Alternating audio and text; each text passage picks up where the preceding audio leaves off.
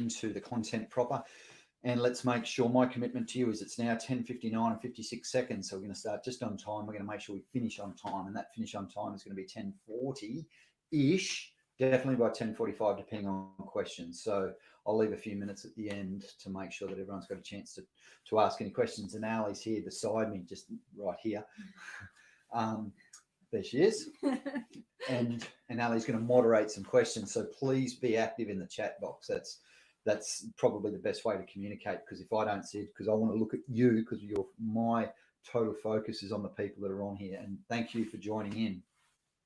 So now let's move the slide and let's go to slide 2. And sometimes it takes a little while to flick. There it is. So let's talk about you now, first of all. And I really want to engage you during this session. So I really would love it if you've taken the time to come, and I know you'll be multitasking and I'm cool with that. I multitask and I listen to these webinars. So if you get the chance to really focus on this, you're going to get a whole lot more value if you can turn your distractions off. Our phones are off completely. They're not on vibrate. They're not on silent or anything that could distract us, because we need total focus while we're doing this. And hey, stay until the end.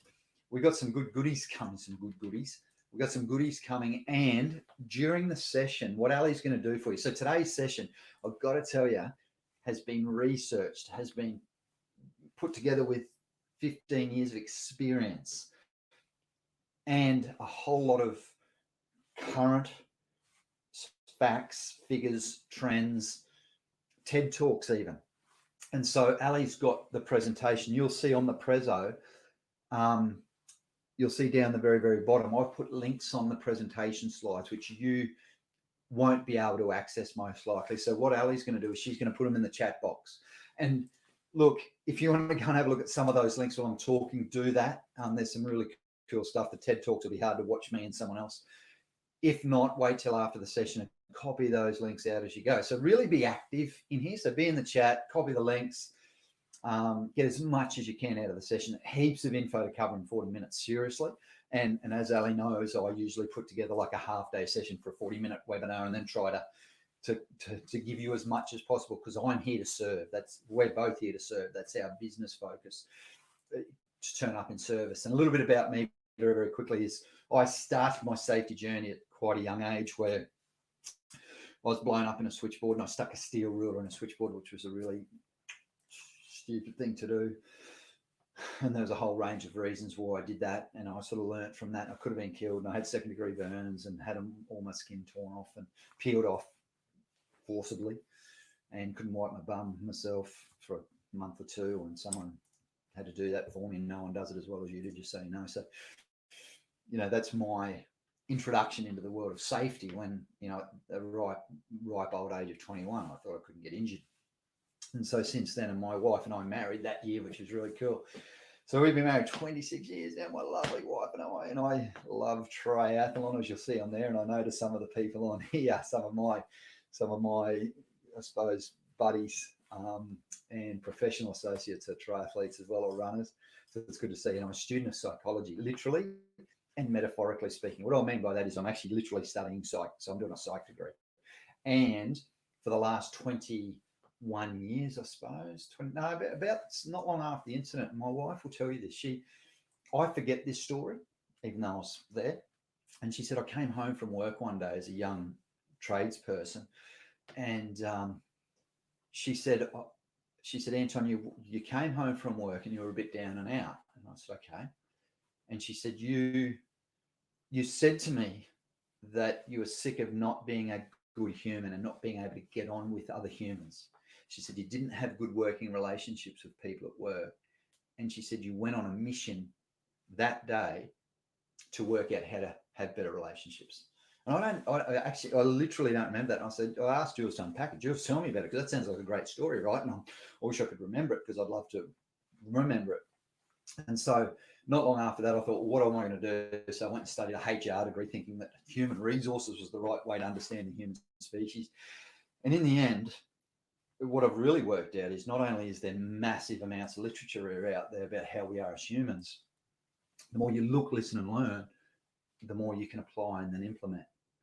And it takes focus and it takes effort to actually really be someone who's committed to learning about other humans. And that's a little bit about me and how I got to where I am now, and about us as an organization. So we've been around for 15 years now, and we've served 150 businesses plus probably. We tried to work out how many times I've done this sort of work over time, and I think it's about 3,000 plus, and we've sort of made that conservative in case someone ever comes and says, give me the numbers, where we're all at. And so we work firmly in the safety leadership space. And, you know, some people say safety and leadership, and you might call it that. So we do a lot of work safety and leadership, so sometimes leader specific. But really, at the end of the day, it's safety leadership, because it's psychological safety and physical safety. Psychological safety, how people are feeling, and physical safety, and the sociality of safety. So let me tell you more about that. And let me tell you what I guess the sociality of safety really looks and feels like, because it's a really key topic. And let me tell you about what today's webinar is going to look like too. Humans, and we're an amazing social beast. We're a social animal. You know, we talk about social distancing with COVID. What a terrible, terrible, seriously, 2 words to put together, social distance. It like our subconscious doesn't relate to that, because we want to be connected. And have a look at all the challenges that have come up since COVID based on this whole social isolation. Physical distancing, yes. Social distancing, no. We want to be led. Leadership is a verb. What I mean by leadership is a verb is it's a doing word. It's fundamentally taking action. So I speak to too many leaders who say, Anton, that all sounds like hard work, man. It seems like I've got to go out and do something. I said, absolutely. That's the idea about leadership. Go out and be present. Go out and be busy leading, busy focusing on people. And I'm going to tell you about synergy today and the power of a team. And the webinar is going to be broken up into those 3 areas. And I'm quite a simplistic human being. So there's going to be 3 slides per each one of those. There's one of them, synergy, where I've snuck in an extra slide. But 3 sessions, 3 slides each, pretty straightforward. And by the end of it, you're going to really understand what I mean by this concept of sociality of safety. Now, before we start, there are 2 slides first, just to put you in the picture and just to help you understand why we do the work that we do. Let's have a look at workplace fatality stats, yeah? Year-to-date 2020, so as at 19 November, preliminary worker deaths by injury, by industry, and you can get all those stats from that link that Ali just put up by industry if you want to. 147 Australians went to work and have lost their life. 147, now that's a big number. It's a massive number. Can we bring that down? Absolutely. And has it come down? Of course, it's coming down year on year. And it's still coming down. I just wonder whether we can bring it down further. And, you know, my belief is absolutely. And should we be working towards it? Absolutely. Should we believe it's achievable to bring it down? Of course. One of the ways that I think we're going to bring it down is this. See this curve? So, and the reason I use the Bradley curve. So this is the Bradley curve. DuPont, and we've probably heard of DuPont in safety. And for some of you that have seen this Bradley curve go, wow, man, I saw that 15 years ago. You know, this is Bradley curve's not new technology, or it's not new science. Absolutely not. What is new about the Bradley curve is this. I'm going to ask you this question, and I'd love you to be thinking about what it means to be interdependent. So what the Bradley curve says is that we can actually attain zero harm, attain making safety safe. That's the words we use, making safety safe. Safe to talk about, safe to engage in, safe to report about. Not only can we attain it, we can sustain it if we have this interdependent culture. Who of you out there, so you've heard this about the Bradley curve probably, and if you haven't, cool, it's DuPont commissioned Mr. Bradley, it was Mr., to understand how they'd got such great safety results over time. And Mr. Bradley came back and said, this is what you've done. You've gone through a dependent culture, an independent culture, and an interdependent culture at DuPont to reduce your incident rates and you achieve zero harm. And he said, to achieve zero harm, very, very simply, you need an interdependent culture. Now, there is a fair bit of content around that if you dig deeply enough. I believe that not enough leaders out there really, and safety leaders really know what that means. I could say to 10 safety leaders, what does it mean to be interdependent? And they've heard of the Bradley curve and probably couldn't define that. And that's cool. I'd love to do that for you. I'd love to give you some definitions. I'd love to unpack this further. And please feel free to throw some stuff in the chat box if you've got some ideas around what interdependence means for you. And if your business has achieved interdependence, which I certainly hope it has, because if you have, you've gone past the independent and into interdependence. Now, let's get into the 3 slides per 3 topics. Sociality. What do I mean by sociality? There is a field of psychology called social psychology. There's a field called social psychology, right? Now, this story comes from this particular site that we're at, and humans are social beings again. That's me presenting to this big group of people, and we presented, I think, during that couple of weeks to 1,000 people or 1,200 people in groups of 20 to 50, when, you know, presentations for their whole sites. What came out of that particular program was this. That site reduced hand injuries by 59% in a calendar year. What started it off was a really high amount of hand injuries. Now, that was the reason that they asked me to get involved, is because I've got all these photos of what it means to be without your hands, and I can talk to that. I can actually talk about not having the use of both your hands. And they use some of their own speakers there too, some of the people that have been injured that have chopped bits off their fingers or their thumbs. It was a really powerful process. Now, while I was on site, as they usually do, they say, hey, can you come and talk to the management team and tell them about what we're doing and tell them about what you experienced and what are you seeing out there from a culture perspective, so that as leaders, we can take that on board and do something with it, because you're hearing from 1,000 people this week and next week.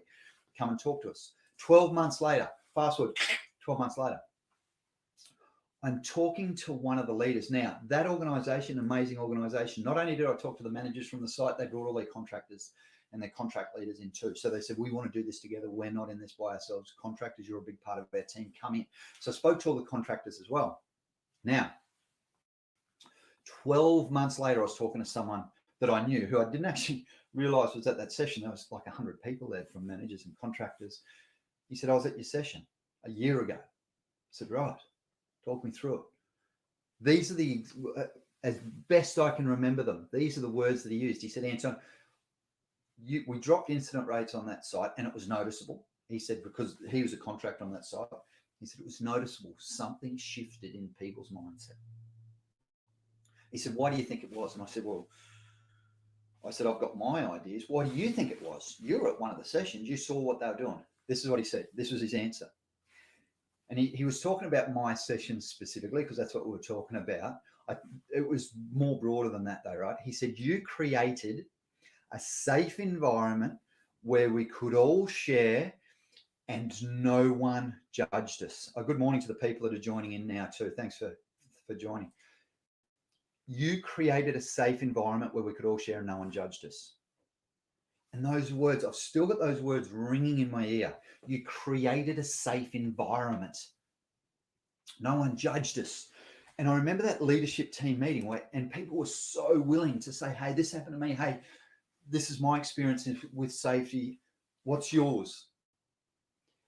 What I realized that day was this. When I was speaking to that person, it was like 6 months ago, where I started really trying to unpack this concept of sociality of safety. Here's some research. Now, this is from a research paper by some organizational psychologists, which I love. And they talk about the different types of capital that business have got in their organizations. They talk about organizational capital, procedures, policies, planning, scheduling, the capital resources. So they've got this organizational resource base that they can call. Then there's a human capital. So this is the individual. Now, if you go back to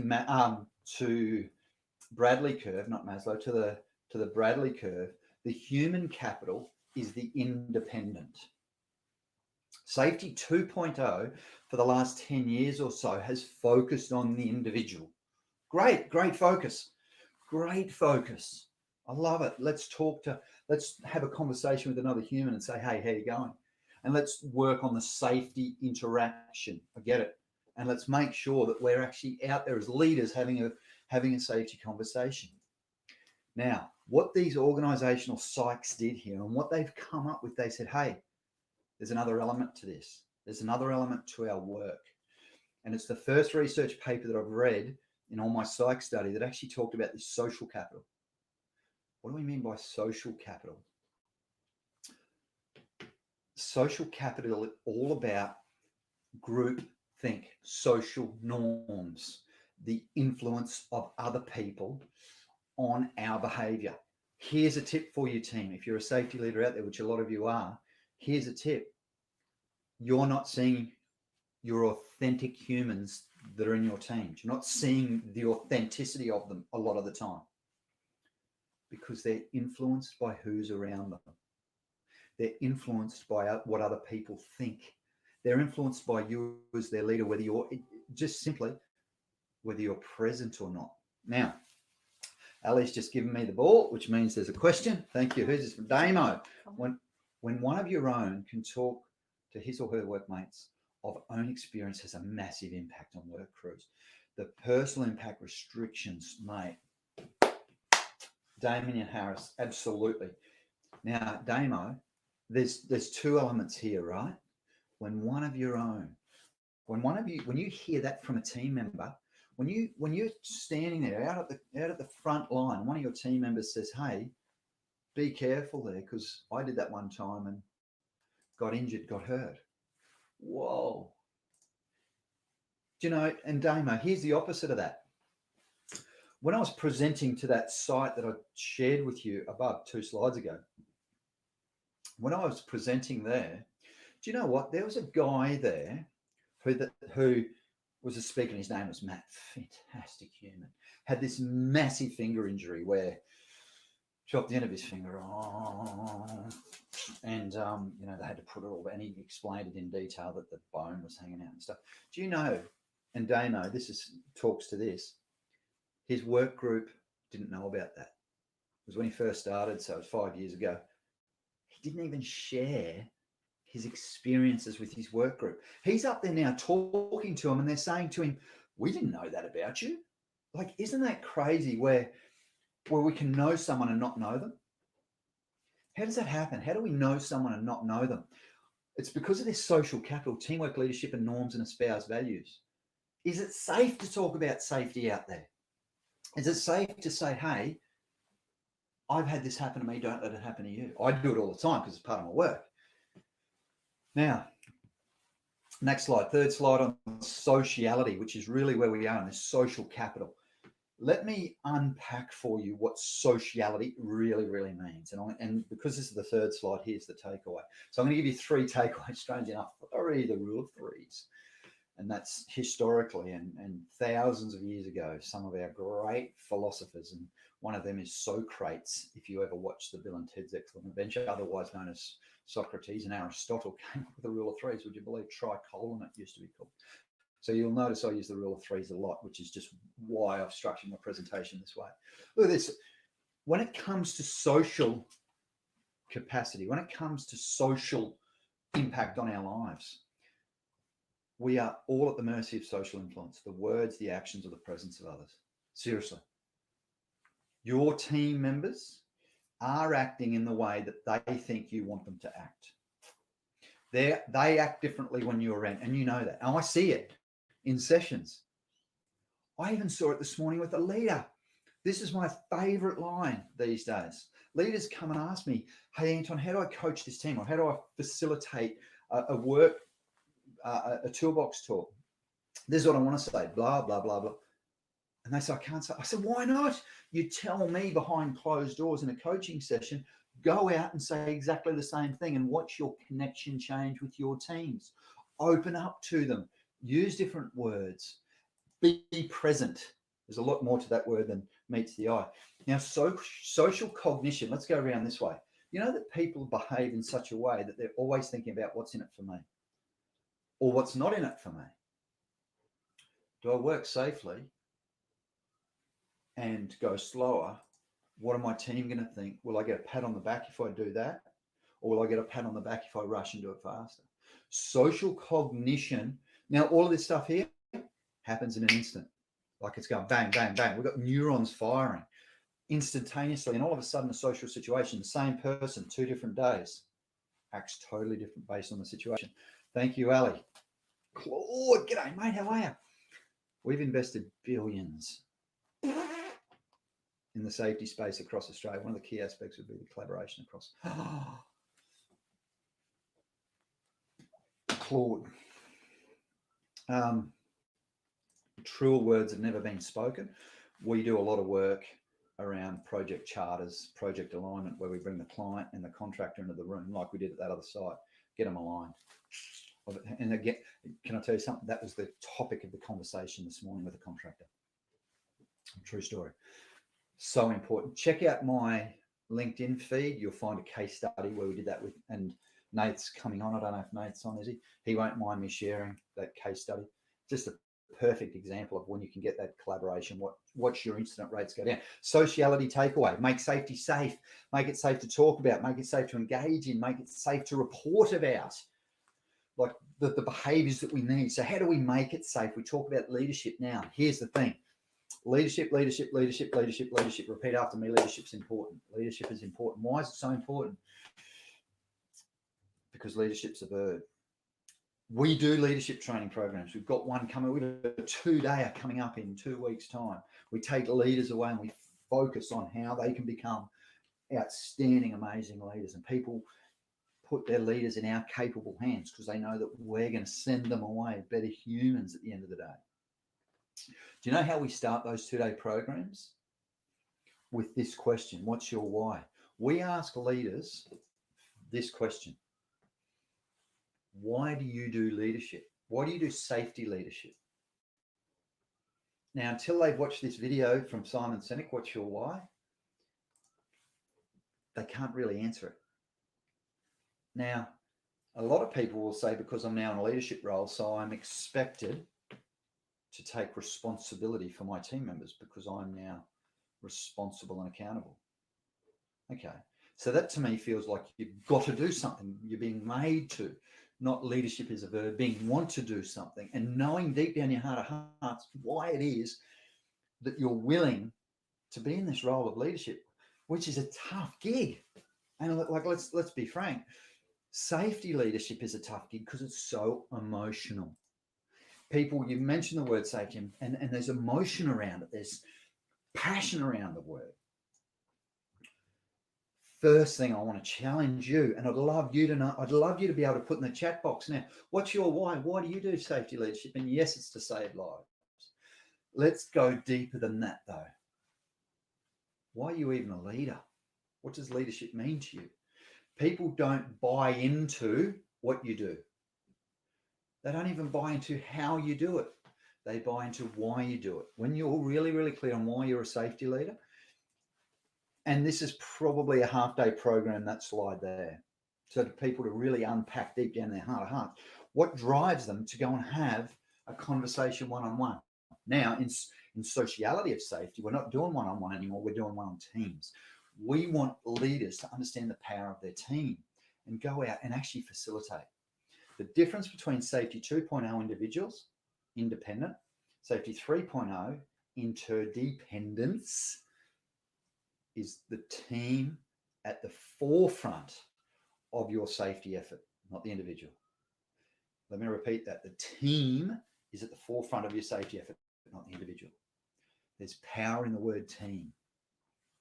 Now, let's dive a little bit deeper into what leadership really, really is.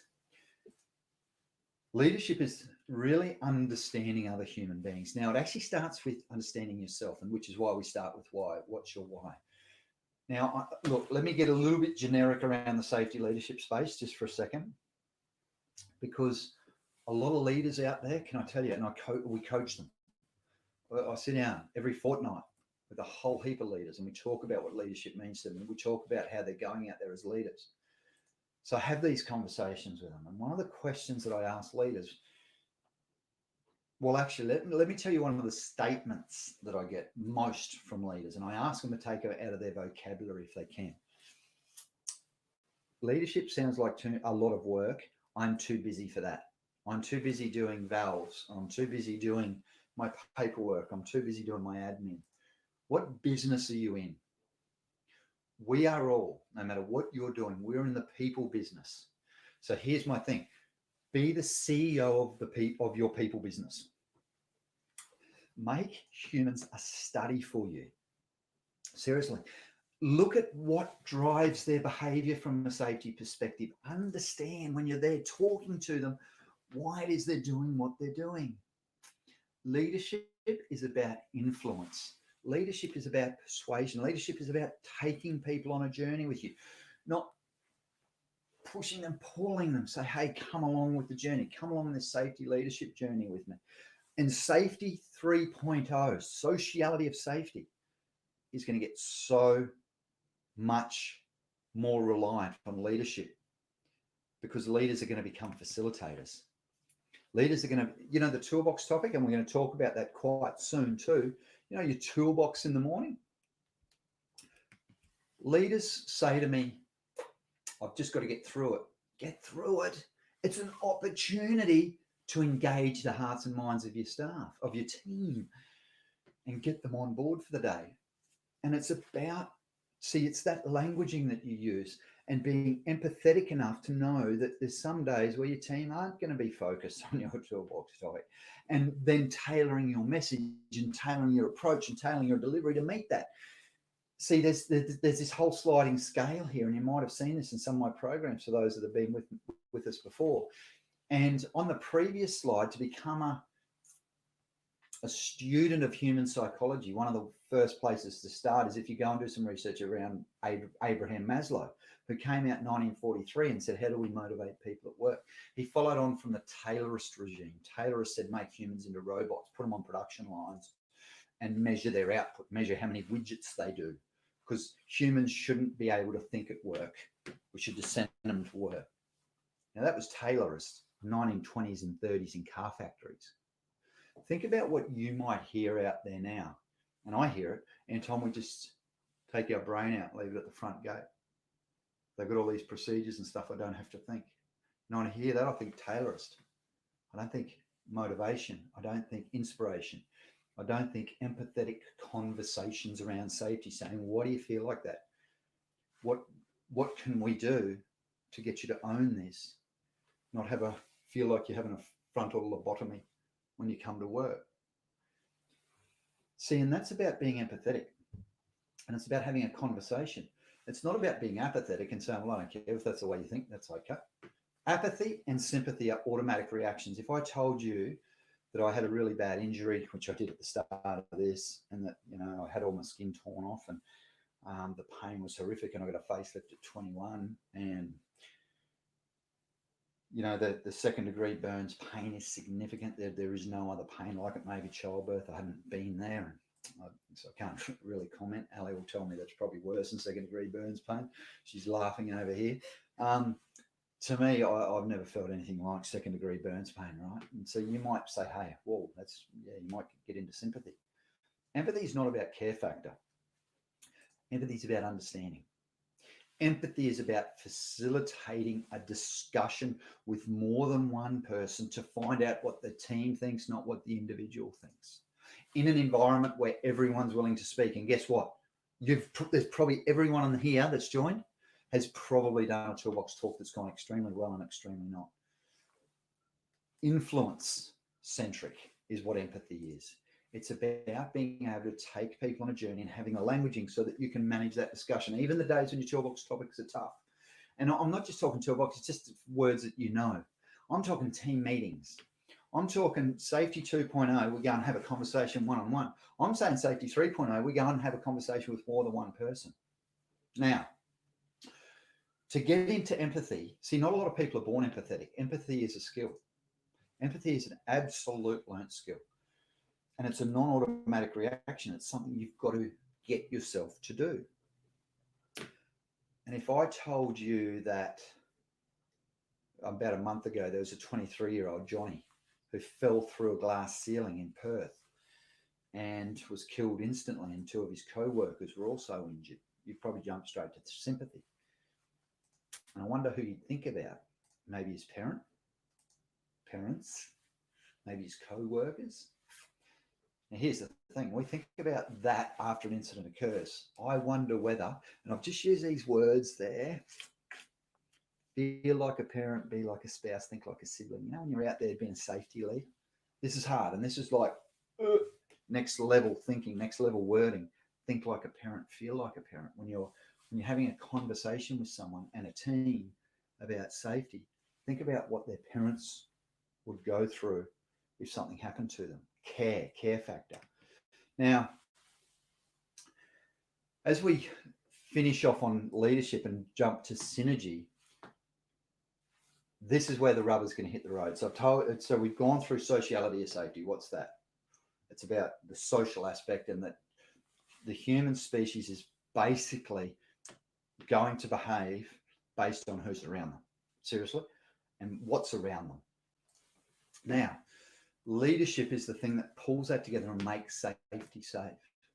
Let's break leadership down specifically into some really, really, really, really fundamental key traits. So there's a slide, some words on the bottom of this slide. It says bring back the debating team. That person that you're looking at, there's a guy called Simon Lancaster. Simon Lancaster is a speechwriter. A speechwriter for a living. Writes for governments, has written for the English government, written speeches for Tony Blair's and these sorts of prime ministerial level people. Now, here's the thing. We send leaders out to do leadership work. So if I ask leaders about their journey into leadership, and I can remember my journey into leadership, it just happened to be the next natural progression. I didn't get any leadership training. I happened to be a good tradesman, so they made me into a leader. Great. I didn't get any of this. I didn't get that the words that I say make a difference. The words that I say have meaning. The words that I say, people listen to my words. I never got that when I was in a frontline leadership role. I wish I did. And don't worry, I wasn't the only one. Recently, I had a manager say to me, Anton, he said, people hang off every word. It was like a revelation for him. He said, I've got to choose my words carefully. Choose your words carefully. See, when you're influencing people, Aristotle in 400 BC worked this out, that there's three parts to speech, to languaging, and it's ethos, pathos, and logos. There's emotion, there's the psychology of the audience, the social part of it, and then there's reasoning, which is logos, which is logic. Do a straw poll maybe and go out and check in with your leaders and ask them, who of them have had rhetoric training? and none of them will have, right? Because we don't even have rhetoric in Australia. We used to have the debating team. I was part of the debate, and I asked my wife, who's a grade 6 teacher, we don't even have the debating team anymore. Why? Because it's not seen as an important enough skill to be able to actually rebut, to have a discussion, a debate professionally. Imagine how many times safety leaders have got to go out and have a safety debate with one person or more than one people. It is so important that our leaders understand languaging. I've put it in inverted commas there. Languaging is the secret of safety leadership, the secret sauce. Can I say the silver bullet? Maybe. Is it that important? Absolutely, and more. Do you know that when we measure IQ, especially in children, the only way you can measure IQ in children is how good their language is, how good they can speak, how well, let me get my language right, how well they can articulate a message at a very young age. Now, we're putting our leaders in front of teams every day, every single day in Australia. Now, I've just crunched some numbers for you here, and I loved what, was it Claude that talked about billions spent in the safety space? Absolutely, Claude. Claude, here's another number for you, $43,577,500 every day, every single day. So I grabbed some stats from the Australian Bureau of Statistics, and February 19 was when they came out, so they may be outdated. At that time, there was about 12,774 people in the 774,000 people in the workforce in industry-related divisions. Right? So I've, just for the sake of the argument, I've deleted the line items that aren't related to industry. Now, let's just think. So there's, of that 12,000 or 12 million there,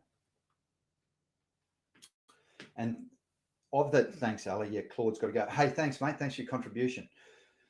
3.4 million people every single day go to work in industry. Would it be safe to say that, let's say all of them went to a toolbox topic or a toolbox talk each day? Let's say every single one of them went to a team meeting with their leader on a daily basis. Now, the average hourly rate in Australia is $19.84. And so Ali's going to put the links up to these stats where I got these from. So these all come off the ABS or reputable sources, right?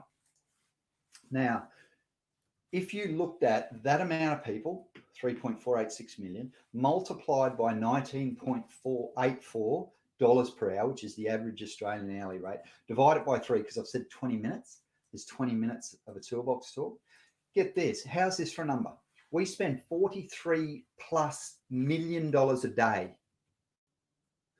Your organisations, my organisation, the world of industry out there spends $43 million a day on toolbox talks just in people's time, just in time cost.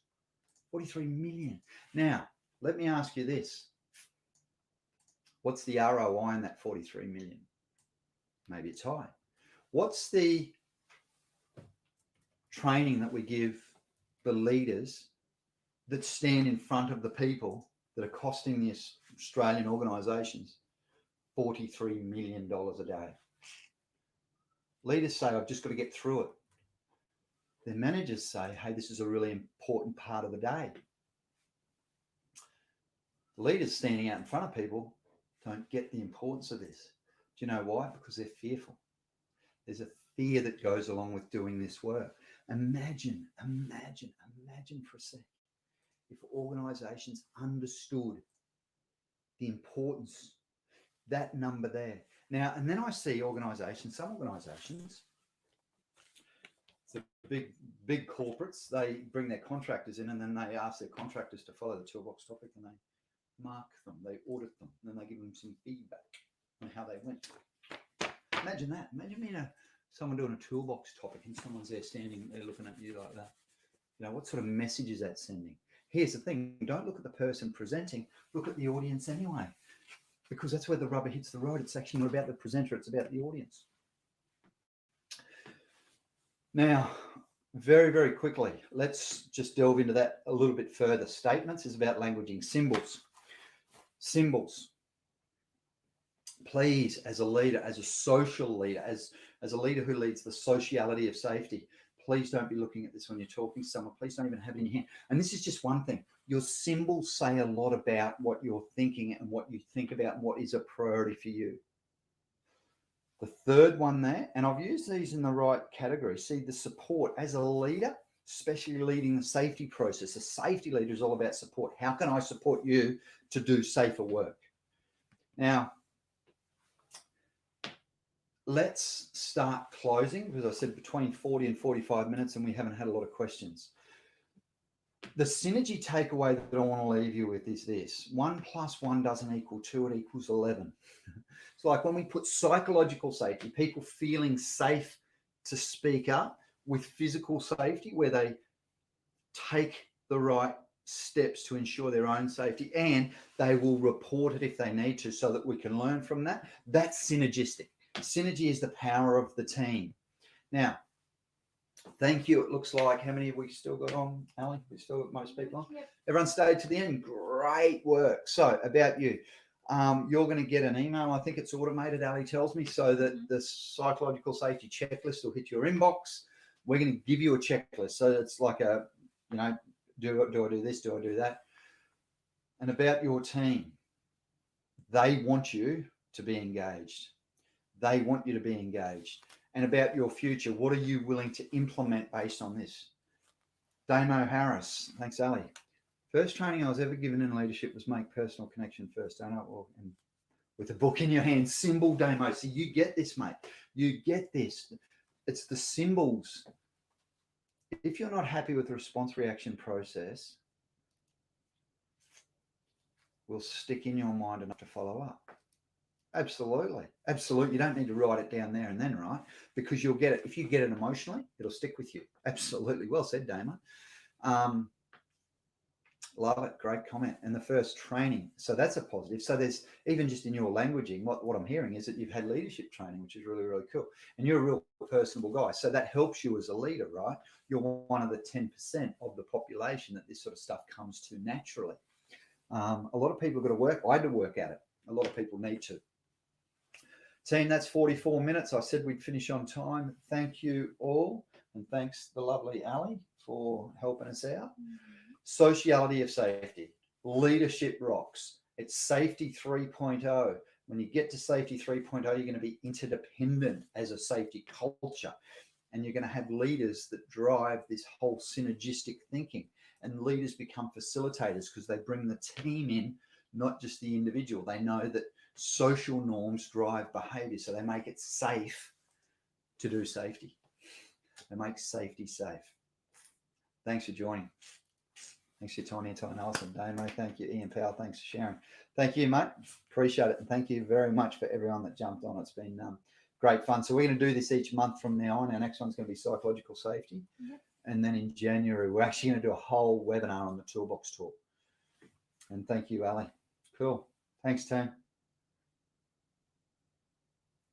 Thanks, Daniel. Great. Thanks for joining us too, mate. Hope you're well, champion. I think Ali's trying to hook us up, get us together. So looking forward to chatting.